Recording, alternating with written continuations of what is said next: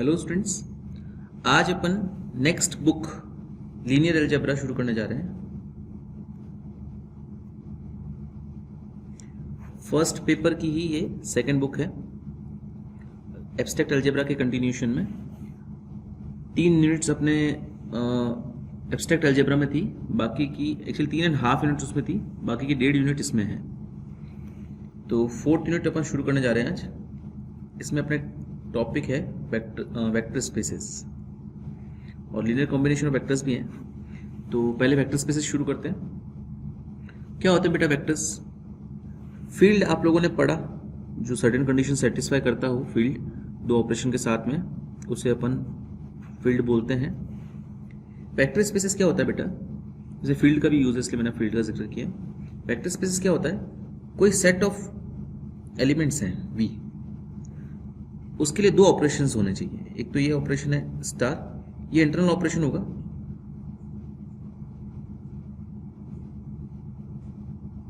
Internal operation का मतलब है कि आपने इसी के 2 एलिमेंट्स लिए तो आपको रिजल्ट भी इसी का एलिमेंट मिला। तो ऐसे ऑपरेशन जिसमें सेम वेक्टर के एलिमेंट्स लेने पर सेम वेक्टर का रिजल्ट मिलता है, उसे अपन इंटरनल ऑपरेशन बोलते हैं। और एक होता है एक्सटर्नल ऑपरेशन।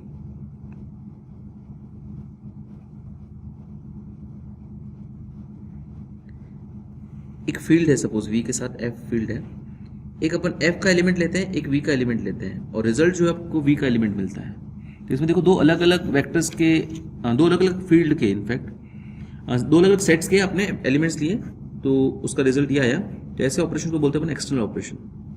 अगर ये दोनों सेम है तो इंटरनल ऑपरेशन, ये दोनों डिफरेंट है तो एक्सटर्नल ऑपरेशन। तो कोई सेट है V, वो वेक्टर स्पेस फील्ड F के लिए वेक्टर स्पेस कहलाएगा अगर F जो है सपोज किसी दिस एंड डॉट के लिए फील्ड है, ये फील्ड है, और V कोई सेट है।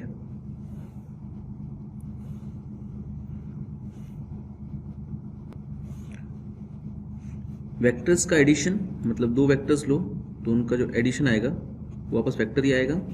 और वेक्टर्स का मल्टीप्लिकेशन मतलब एक्सटर्नल ऑपरेशन है ये, कि किसी फील्ड के एलिमेंट का V से प्रोडक्ट करो तो V आएगा। इनके लिए अगर V निम्नलिखित कंडीशन सेटिस्फाई करता है तो अपन बोलते हैं V जो है फील्ड F के लिए एक वेक्टर स्पेस है। क्या कंडीशन है बेटा? पहली कंडीशन तो ये है, इसको V1 नाम देता हूँ, मतलब वेक्टर स्पेस की फर्स्ट कंडीशन। V जो है एडिशन ऑफ वेक्टर्स के लिए एक इज एन अबेलियन ग्रुप हो, क्रम विनिमय समूह हो। ये ग्रुप वही है जो अपन ने पिछले वीडियोस एब्स्ट्रैक्ट अलजेब्रा में सीखा है। सेकंड V2 कि A dot alpha plus beta जो है वो A अल्फा प्लस A बीटा होना चाहिए। ध्यान रखना, यहाँ पे A जो लिख रहा हूं मैं, वो फील्ड के एलिमेंट्स होंगे, और जो अल्फा बीटा लिख रहा हूं ना वो वेक्टर्स हैं। ये आप स्टैंडर्ड है बेटा, आगे पूरे बुक के लिए ध्यान रखना। जो अल्फा बीटा लिखेंगे अपन वो वेक्टर्स के एलिमेंट हैं, और जो A B लिख रहे हैं अपन वो फील्ड के एलिमेंट्स हैं। V3 जो है बेटा वो इस तरह से होना चाहिए, A plus B into alpha जो है वो A into alpha plus B into alpha होना चाहिए। मतलब ये जो स्केलर एलिमेंट है, इसको स्केलर क्वांटिटी भी बोलते हैं, इसको वेक्टर क्वांटिटी बोलते हैं। V है वेक्टर स्पेस, वेक्टर का सेट, मतलब V जो होगा इसके एलिमेंट्स को वेक्टर्स बोलेंगे, और F जो होगा उसके एलिमेंट्स को स्केलर बोलेंगे। और उसको पढ़ते कैसे हैं? जो अगर वेक्टर स्पेस बन रहा है तो ये इसको ऐसे पढ़ते हैं, V is a vector space over field F। ठीक है, तो ये कंडीशन सेटिस्फाई होनी चाहिए। तो ये हो गई V4 कि AB डॉट अल्फा जो है A इंटू बी अल्फा होना चाहिए। और V5 भी एक लास्ट 1 इंटू अल्फा जो है वो अल्फा होना चाहिए for all alpha element of capital B। यहाँ सब जगह ध्यान रखना बेटा, ये जो AB है वो फील्ड के एलिमेंट्स हैं, और जो अल्फा बीटा है वो V के एलिमेंट्स। यहाँ पे AB जो है अगेन F के एलिमेंट्स हैं, एंड अल्फा जो है वो V का एलिमेंट है, और यहाँ पे अल्फा V का एलिमेंट। और ये जो 1 है, 1 is unit element of F। जो फील्ड है उसका मल्टीप्लिकेशन के लिए जो आइडेंटिटी होगी ना वो 1 है। 1 is unit element of field F। ठीक है, नेक्स्ट बेटा, V वेक्टर स्पेसेस हैं और F over the field F। अच्छा, ये वेक्टर स्पेसेस जनरल जो वेक्टर्स हैं 3D में अपने पढ़े उससे डिफरेंट है बेटा। वेक्टर स्पेस को बोलते हैं लेकिन इसमें एलिमेंट्स ही होंगे। ओके, इसके अंदर एलिमेंट्स कुछ भी हो सकते हैं, कोई रियल नंबर्स हो सकते हैं या रियल नंबर्स का टप्पल हो सकता है। टप्पल मतलब इस तरह से 1 2 3 ऐसे कॉलम मैट्रिक्स, इसे टप्पल बोलते हैं बेटा। अगर ये n एलिमेंट्स हैं इस टप्पल में तो उसको बोलते हैं टप्पल ऑफ n एलिमेंट्स, है ना। कॉलम मैट्रिक्स जैसा ही 1 2 3, ये थ्री टपल्स का एलिमेंट, 3 टपल्स, 3 ऑर्डर का टपल बोलते हैं इसको। अच्छा, इसमें अपन ने 4 ऑपरेशन यूज किए। इसके लिए डॉट और प्लस, और इसके लिए भी बेटा प्लस और डॉट यूज किया। लेकिन ये अलग है बेटा, टोटल 4 ऑपरेशन, एक तो ये अलग है, ये अलग है। ये तो इंटरनल ऑपरेशंस है, मतलब अगर ए और बी अगर एफ के एलिमेंट्स हैं तो इसके बीच में जो आपके ऑपरेशन लग रहा है वो ऑब्वियसली ये वाला लगेगा, फील्ड के एलिमेंट्स है ना बेटा, इसलिए। तो ए प्लस बी के बीच में एलिमेंट में जो ये ऑपरेशन है ये वाला लगाना है। डॉट है, ये भी इंटरनल ऑपरेशन ही है। इंटरनल का मतलब अगर 2 एलिमेंट्स के लिए मैंने तो रिजल्ट भी इसका ही आएगा। अगर ये दोनों एलिमेंट्स एफ के हैं तो डॉट जो है ये अप्लाई कर रहा है। और यहाँ पे बेटा ये है इंटरनल ऑपरेशन, ये एक्सटर्नल ऑपरेशन, जैसा कि मैंने पहले बताया। अगर अल्फा और बीटा वी के एलिमेंट्स हैं तो इनके बीच में जो प्लस लगेगा वो वेक्टर वाला लगेगा। ओके, अगर दोनों स्केलर एलिमेंट्स हैं तो आपको ये वाला फील्ड वाला प्लस यूज करना है, और दोनों अगर वेक्टर एलिमेंट्स हैं तो आपको जो और प्लस है बीच में बेटा तो ये वेक्टर स्पेस वाला प्लस यूज करना है। ऑल्सो ये जो डॉट होता है ये एक्सटर्नल ऑपरेशन होता है, मतलब ए है आपका एफ का एलिमेंट और अल्फा है आपका वेक्टर का एलिमेंट, तो इनके बीच में अगर डॉट आए, एक फील्ड का एलिमेंट एक वेक्टर का एलिमेंट, तो ये जो डॉट है वो ये वाला होगा, क्योंकि ये डॉट का मतलब यही होता है, एक्सटर्नल ऑपरेशन है ना, ये स्केलर एलिमेंट, ये वेक्टर एलिमेंट। तो इस चीज का ध्यान रखना है बेटा। प्लस ये भी प्लस डॉट है, ये भी प्लस डॉट है, लेकिन कब कौन सा अप्लाई करना है ये ध्यान रखना है। नेक्स्ट, अगर कोई वी है, वी का जो 0 एलिमेंट है उसको बोल्ड लेटर से लिखते हैं, और इसका जो यूनिट एलिमेंट है उसको अपन जनरली केवल 0 से लिखते हैं। बोल्ड मतलब इसका 0 एलिमेंट और नॉन बोल्ड मतलब इसका 0 एलिमेंट। सिमिलरली यूनिट एलिमेंट जो होता है बेटा, इसका यूनिट एलिमेंट डार्क से लिखेंगे, इसका यूनिट एलिमेंट नॉन डार्क से लिखेंगे।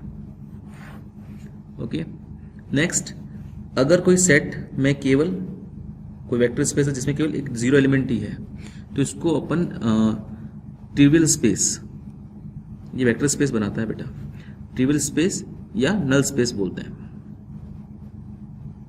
ओके, नेक्स्ट, अगर कोई वेक्टर स्पेस है V over the real number of R जिसमें स्केलर्स रियल नंबर्स हैं तो उसको अपन रियल वेक्टर स्पेस बोलते हैं। अगर कोई वेक्टर स्पेस है V over the set of complex number Q C तो ये कॉम्प्लेक्स वेक्टर स्पेस है बेटा।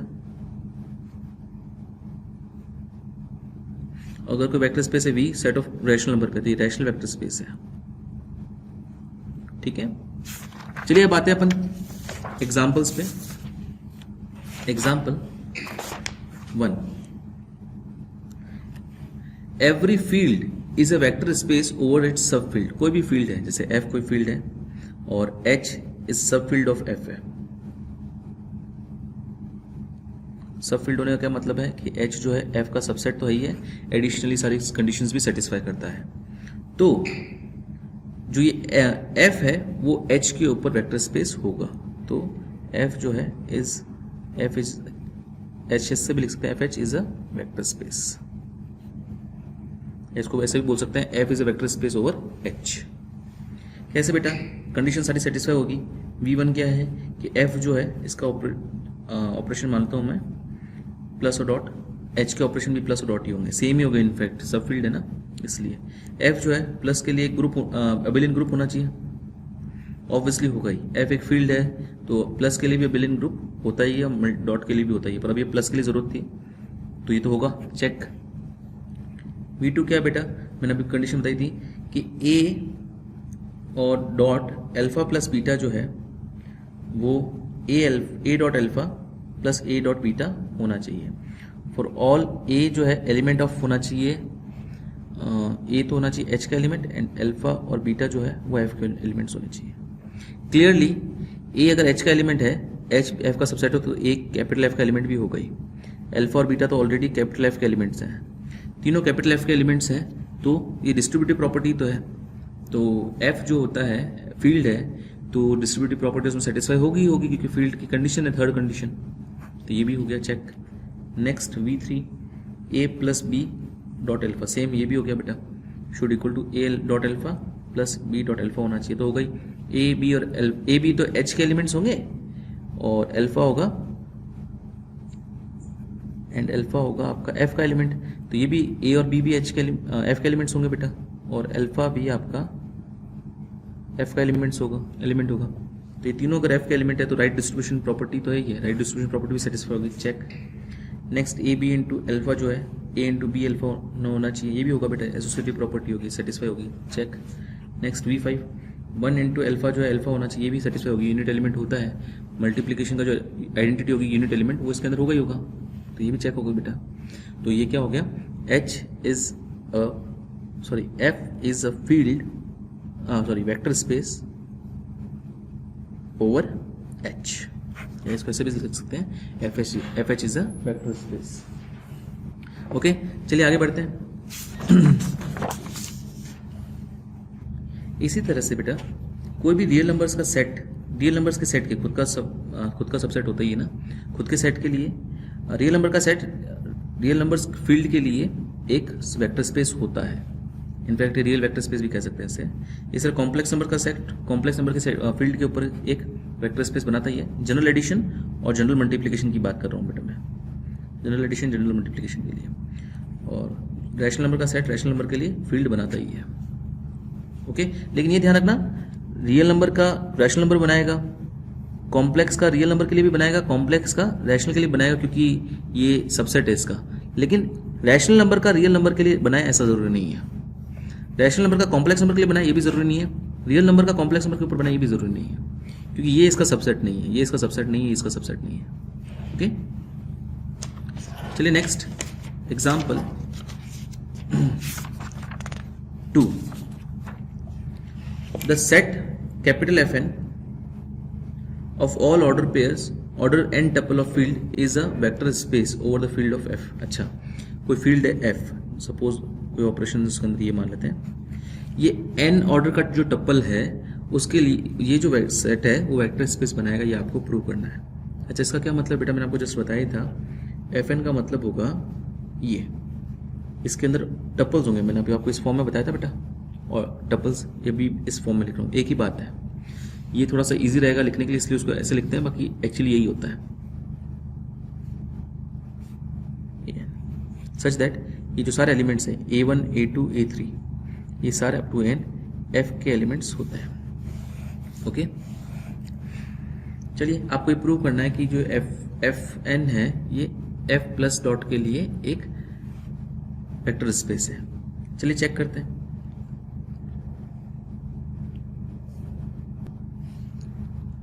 पहले अपन ये प्रूव कर लेते हैं कि जो टपल्स का एडिशन ऑपरेशन और डॉट ऑपरेशन है ये वेल डिफाइंड है। वेल डिफाइंड का मतलब ये है कि ये बाइनरी ऑपरेशंस होने चाहिए, इंटरनल ऑपरेशन ये और ये एक्सटर्नल ऑपरेशन। कैसे प्रूव करते हैं बेटा, कि अगर अल्फा और बीटा आप अगर एफ के एलिमेंट्स लेते हैं, अल्फा और बीटा अगर अपन एफ एन के एलिमेंट्स लेते हैं, तो अल्फा प्लस बीटा भी जो है एफ एन का एलिमेंट आना चाहिए। अगर ऐसा हो रहा है तो वी विल से दैट कि ये बाइनरी ऑपरेशन है। ओके, मतलब वेल डिफाइंड है। तो अगर अल्फा और बीटा एफ एन के एलिमेंट, इसका क्या मतलब होगा, अल्फा इस फॉर्मेट में होगा A1 A2 up to AN, और बीटा भी इसी फॉर्मेट में होगा बेटा, B1 B2 up to BN। अच्छा, बुक वाले ऐसे लिखते हैं पर समझने में ये तरीका आसान रहेगा तो मैं इसलिए ऐसे लिख रहा हूँ। अल्फा प्लस बीटा क्या आएगा बेटा, अच्छा जहाँ पे ये जो एलिमेंट्स हैं सारे A1 A2 ये सारे AN ये कैपिटल F के एलिमेंट्स होने चाहिए, और B1 B2 ये सारे भी बेटा अप टू BN ये भी सारे कैपिटल F के एलिमेंट्स होने चाहिए। सारी एंट्रीज जो है इस फील्ड से ली जाती है। Fn का मतलब यही होता है। अगर Rn का मतलब R की पावर n लिखा है मतलब ये n ऑर्डर का टपल है और सारी एंट्रीज रियल है। कभी आपको लिखा हो C की पावर n मतलब ये n ऑर्डर का टपल है और सारी एंट्रीज कॉम्प्लेक्स है। कभी ऐसा लिखा हो Qn तो ये n ऑर्डर का टपल है, सारी एंट्रीज रैशनल है। ओके, तो मतलब ये सारी एंट्रीज जो ली गई है वो F से ली गई है। अल्फा प्लस बीटा क्या आएगा बेटा, इन दोनों का एडिशन मैं डायरेक्ट ही कर देता हूँ, ऑब्वियसली मैट्रिक्स एडिशन जैसा है। करस्पॉन्डिंग मल्टी ऐड होंगे, A1 B1 A2 plus B2 A3 plus B3, इस तरह करते करते AN प्लस BN। ऑब्वियसली अगर A1 F का एलिमेंट है, B1 F का एलिमेंट है, तो A1 प्लस B1 भी तो F का एलिमेंट होगा, क्योंकि F एक फील्ड है और वो क्लोजर प्रॉपर्टी सेटिस्फाई करेगा। A2 प्लस B2 भी तो F का एलिमेंट होगा। इस तरह करते करते AN प्लस BN भी सारे F के एलिमेंट्स होंगे। तो अगर ये सारी एंट्रीज F की है और N ऑर्डर का टपल है, इसका मतलब ये होगा ये पूरी एंट्री F की पावर N के अंदर होगा। मतलब प्लस जो है इस क्लोजर सर्वथा संतुष्ट करता है, क्लोजर फॉर F है ना, एरिया फील्ड के लिए F की पावर N, सॉरी, इसके लिए कोई भी दो एलिमेंट ले लो और बस इसके एलिमेंट्स आ रहे हैं, इसका मतलब क्लोजर प्रॉपर्टी सेटिस्फाई। इसका मतलब एडिशन जो है वो एक बाइनरी ऑपरेशन है, बस ये लिखने की जरूरत है। क्लोजर लिख दिया तो मतलब ये हो गया बाइनरी है।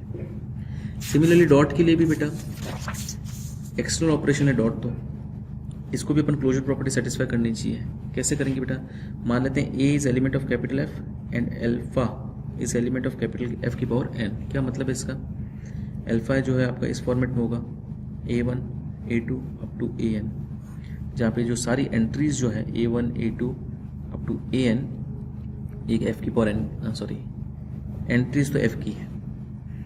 तो A अल्फा कितना आएगा बेटा, A dot alpha external property satisfy करना चाहिए ना, ये होगा A इंटू दिस, ये मैट्रिक्स ऐसा ही है बेटा, सबसे मल्टीप्लाई होगा A1 A2 up to AN। अब सिंस ये सारी एंट्रीज F की है, तो F की एंट्री और F की एंट्री का जो प्रोडक्ट होगा वो भी F की एंट्री ही होगी। ये डॉट लगा सकते हो बीच में, कुछ नहीं तो। और ध्यान रखना ये जो दोनों एंट्रीज F की है तो उनके बीच ऑपरेशन लगा ना वो फील्ड का ही लगा है। A2 भी आपका F की एंट्री होगी, सारी जो एंट्रीज होगी ये F की वैल्यूज F के एलिमेंट्स होंगे। तो ये पूरा जो वेक्टर स्पेस है वो F की पावर N का एलिमेंट होगा बेटा। इसका मतलब डॉट इज क्लोजर, ये भी क्लोजर प्रॉपर्टी सेटिस्फाई करता है। ओके, नेक्स्ट इक्वलिटी, ये भी आपको प्रूव करना है कि दो एलिमेंट्स इक्वल कहूंगा, इसका मतलब क्या है। इसका मतलब क्या बेटा, अगर दो वेक्टर स्पेसेस हैं, दो वेक्टर्स हैं A1 A2 up to AN and beta है अपने पास B1 B2 up to BN, if alpha is equals to beta है, इसका क्या मतलब होगा A1 A2 up to AN जो है वो इक्वल है B1 B2 up to BN के। इसका मतलब ये हुआ बेटा दो वेक्टर्स अगर बराबर हो ना तो ये तब होता है जब करस्पॉन्डिंग एंट्रीज बराबर हो, मतलब A1 बराबर हो B1 के, ये मैट्रिक्स जैसा ही है। A2 इक्वल है B2 के, AN इक्वल है BN के। ओके, अब ये चीज़ें तो हो गई जनरल। इसके बाद में आपको वेक्टर स्पेस प्रूव करना है, तो आपको सब प्रूव करना पड़ेगा V1 V2 V3 V4 up to V5। क्या था V1 कि जो फील्ड है, जो सॉरी वेक्टर स्पेस जिसको प्रूव कर रहे हो वो जनरल जो भी इसके साथ एडिशन ऑपरेशन है उसके लिए एक अबेलियन ग्रुप होना चाहिए। तो ये तो होगा कैसे बेटा, एसोसिएटिव प्रॉपर्टी देखो, कोई भी दो वेक्टर्स लिए आपने, तीन वेक्टर्स लिए, उनका एडिशन अगर आप करोगे तो let alpha beta and gamma जो है फील्ड के एलिमेंट्स लिए। अल्फा किस फॉर्मेट में होगा A1 A2 up to AN, beta किस फॉर्मेट में होगा बेटा B1 B2 up to BN, और गामा किस फॉर्म में होगा C1 C2 up to CN। अगर आप alpha plus beta plus gamma निकालोगे ना तो ये आएगा, पहले अल्फा प्लस बीटा निकालोगे, इन दोनों का addition A1 plus B1 A2 plus B2 up to AN plus BN plus gamma का मतलब C1 C2 up to CN। तो ये आएगा बेटा A1 plus B1 plus C1 A2 plus B2 plus C2 up to AN plus BN plus CN। Similarly alpha plus beta plus gamma की value क्या आएगी बेटा, सेम तरीके से आ जाएगी, ये आएगी, दोनों इक्वल ले आना बेटा। इसका मतलब एसोसिएटिव तो हो गया, ये A10 हो गया, V10 हो गया, फर्स्ट प्रॉपर्टी की फर्स्ट प्रॉपर्टी है, ये V11 हो गया। सिमिलरली V12 क्या था बेटा, commutative for addition, alpha plus beta जो है बीटा प्लस अल्फा होना चाहिए। देखते हैं, अपन मान लेते हैं let alpha and beta are elements of F की पावर N, मतलब अल्फा इस फॉर्मेट में होगा A1 A2 up to AN beta इस फॉर्मेट में होगा बेटा B1 B2 up to Bn। Alpha plus beta किस फॉर्मेट में होगा बेटा, दोनों का addition A1 plus B1 comma A2 plus B2 comma AN plus Bn। Okay, beta plus alpha किस फॉर्मेट में होगा बेटा B1 plus A1 comma B2 plus A2 comma Bn plus AN तक। Okay, clearly A1 plus B1 जो है, A1 plus B1 जो है वो B1 प्लस A1 के बराबर होगा। क्यों? सिंस देखो यहाँ पे ये पहले लिखना चाहिए था A1 A2 ये सारी एंट्रीज जो है F की एंट्रीज है, B1 B2 जो है ये सारी एंट्रीज भी अपन ने F से ली है। तो अगर F1 next V13 additive identity बेटा वेक्टर्स हैं जिसके अंदर n टपल्स हैं A1 A2 A3 up to AN। तो एडिटिव आइडेंटिटी का मतलब क्या हुआ कि ऐसा वेक्टर अल्फा जिसको किसी भी वेक्टर के साथ आप ऐड करो वापस अल्फा ही आना चाहिए, वो आपका आइडेंटिटी होगी। या बीटा प्लस अल्फा करोगे तो भी आपको अल्फा ही मिलना चाहिए। तो ऑब्वियसली ऐसा आइडेंटिटी एलिमेंट क्या होगा बेटा, इसको मैं बीटा की जगह ई लिख देता हूँ, आइडेंटिटी के लिए ई रेफर कर देता हूँ। तो ऐसा ई होगा 0 0 0 एन टपल्स और सारे ही 0 होने चाहिए। तो ऑब्वियसली ये सारे फील्ड के एलिमेंट्स होंगे बेटा, फील्ड जो है आपका एफ उसके एलिमेंट्स होंगे।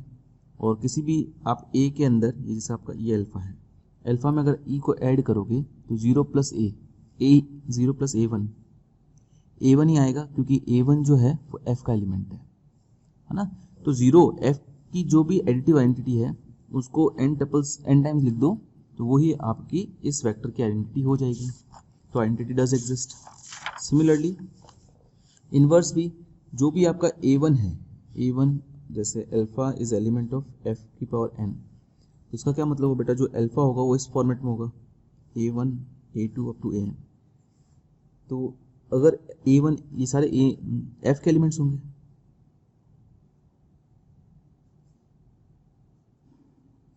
अगर ये सारे एफ के एलिमेंट्स हैं तो इनके जो इन्वर्सेस हैं वो भी तो एफ के एलिमेंट्स होंगे क्योंकि एफ खुद एक फील्ड है। तो अगर ये सारे एलिमेंट्स एफ के हैं तो ये जो होगा ये इन्वर्सेस एडिटिव इन्वर्स की बात हो रही है तो मैं ए की पावर -1 की जगह माइनस रेफर करता हूँ। तो -A1 -A2 -A3 ये जो होगा आपका, इसको मान लेते हैं सपोज बीटा, ये आपका f की पावर n में एग्जिस्ट करेगा क्योंकि सारे एलिमेंट्स आपने f के तो लिए हैं। तो अल्फा प्लस अगर बीटा करोगे आप तो क्या आएगा बेटा, दिस प्लस दिस। ये एक ही बात है बेटा, इसको हॉरिजॉन्टल लिख दो या वर्टिकल लिख दो। कई बार मैं हॉरिजॉन्टल लिख देता हूँ, कई बार वर्टिकल लिखता हूँ, अलग अलग नहीं चीज़ें, दोनों सेम ही है। तो इन दोनों को अगर आप ऐड करोगे तो A1 -A1 ऐड होगा तो 0 आएगा, A2 और -A2 ऐड होगा 0 आएगा, एंड सो ऑन, सारे 0 आएंगे बेटा, मतलब आइडेंटिटी आया। इसका क्या मतलब हुआ, हर एक वेक्टर का इन्वर्स जो है, एडिटिव इन्वर्स जो है वो f के अंदर है। तो f जो है, fn जो है एडिशन के लिए एक ग्रुप बना रहा है, जैसे अबेलियन। अच्छा, अबेलियन भी प्रूव, कम्युनिटी भी प्रूव कर दिया अपने ऑलरेडी। ओके, सारी चीजें हो गई बेटा। Next V2 distributive over scalar multiplication, मतलब a into alpha plus beta जो है a अल्फा प्लस a बीटा होना चाहिए, जहाँ पे a स्केलर है, मतलब a जो है f से बिलोंग करेगा और अल्फा और बीटा वेक्टर्स है, मतलब अल्फा और जो बीटा है वो f की पावर n से बिलोंग करेंगे। तो ऑब्वियसली a तो स्केलर है, अल्फा वेक्टर्स होंगे बेटा इस फॉर्मेट में A1 A2 up to AN, और ये होगा beta B1 B2 up to BN। तो आप क्लियरली इसमें ये वैल्यूज रख के ये प्रूव कर सकते हो कि ये चीज़ और ये चीज़ बराबर है। ये आपको करने के लिए छोड़ रहा हूँ मैं। Next V3 distributive over scalar multiplication, a plus B into alpha जो है वो a अल्फा प्लस b अल्फा के बराबर होता है, जहाँ पे a और b जो है वो तो है स्केलर्स, मतलब f के एलिमेंट्स, और अल्फा जो है वो है वेक्टर f की पावर n का एलिमेंट। ये आप इजीली ये भी प्रूव कर सकते हो बेटा सेम तरीके से, अल्फा की जगह ये वेक्टर आपको मान के करना है। Next associativity, a b into alpha जो है ए इंटू बी अल्फा होगा, ये आपको प्रूव करना है। ये भी आप इजीली प्रूव कर सकते हो सेम तरीके से। यहाँ पे ध्यान रखना ए और बी एफ के एलिमेंट्स हैं और अल्फा जो है एफ की पावर एन एलिमेंट्स है। V4 भी हो गया। लास्ट V5 की आइडेंटिटी एलिमेंट जो है मल्टीप्लिकेटिव आइडेंटिटी वो भी एफ एन के अंदर होगा, तो ऑब्वियसली होगा बेटा। वो आइडेंटिटी एलिमेंट 1 ही है। 1 को अगर आप अल्फा से मल्टीप्लाई करते हो तो वापस आपको अल्फा ही मिलता है। मतलब क्या हो बेटा, A1 A2 अल्फा जो इस फॉर्मेट में होगा A1 A2 up to AN, अगर इसको आप 1 से मल्टीप्लाई करते हो मतलब सबको 1 से मल्टीप्लाई करना पड़ेगा तो आपको वापस यही मिलेंगे ऑब्वियसली। तो इसका मतलब V5 भी सेटिस्फाई हुआ। तो सारी कंडीशन V1 से V5 सेटिस्फाई हो गई, देयरफॉर Fn जो है वो एक वेक्टर स्पेस है। ऐसा बोलेंगे Fn is a vector space over F, field है। सिमिलरली कोई भी फील्ड हो, जैसे मैं जनरल रियल नंबर्स का सेट जनरल एडिशन और जनरल मल्टीप्लिकेशन के लिए एक फील्ड होता है बेटा, तो रियल नंबर्स का सेट रियल नंबर के सेट के लिए एक वेक्टर स्पेस होता है आर की पावर एन का। एन टपल कुछ भी हो सकता है बेटा, आर स्क्वायर भी हो सकता है, आर क्यूब भी हो सकता है। एन टपल्स का जो सेट है, एन टपल से जो वेक्टर्स बनते हैं उनका जो सेट है वो रियल नंबर के सेट के ऊपर वेक्टर स्पेस बनाता है। जैसे आर स्क्वायर है, आर स्क्वायर के अंदर कुछ इस प्रकार के वेक्टर्स होंगे alpha beta such that alpha और जो बीटा है वो रियल नंबर्स होने चाहिए। ओके, आर स्क्वायर का मतलब ये है। क्यू स्क्वायर का मतलब क्या होगा, अल्फा बीटा इस तरह के वेक्टर्स होंगे, अल्फा और बीटा वेक्टर्स होंगे जहाँ पे अल्फा और बीटा जो है वो रैशनल होंगे। ओके, तो ये आर स्क्वायर एक वेक्टर स्पेस बनाएगा R over R, R cube एक वेक्टर स्पेस बनाएगा ओवर आर, आर की पावर एन एक वेक्टर स्पेस बनाएगा ओवर आर। ये ध्यान रखना है आपको। ओके बेटा, चलिए आगे बढ़ते हैं अब एग्जाम्पल 3 की तरफ। सेम तरह का क्वेश्चन है बेटा, ये मैं आप लोगों के लिए छोड़ रहा हूँ। अपने एग्जाम्पल 2 में जो एन टपल्स के लिए किया, इसका मतलब कॉलम मैट्रिक्स के लिए, वैसा का वैसा आप किसी भी m क्रॉस n मैट्रिक्स के लिए प्रूव कर सकते हो एक्जैक्टली सेम तरीके से। एग्जाम में आ सकता है बेटा, ये आप लोग कीजिएगा। इसी तरह के क्वेश्चंस एक्सरसाइज फर्स्ट ए में आज आपको 1 2 3 4 4 क्वेश्चंस ट्राई करने हैं और एग्जाम्पल्स जो मैंने नहीं किए हैं थर्ड तक वो आपको ट्राई करना है। और भी तरह के क्वेश्चंस हैं बेटा, वो नेक्स्ट वीडियो में ओपन करेंगे। आज के लिए इतने, थैंक यू।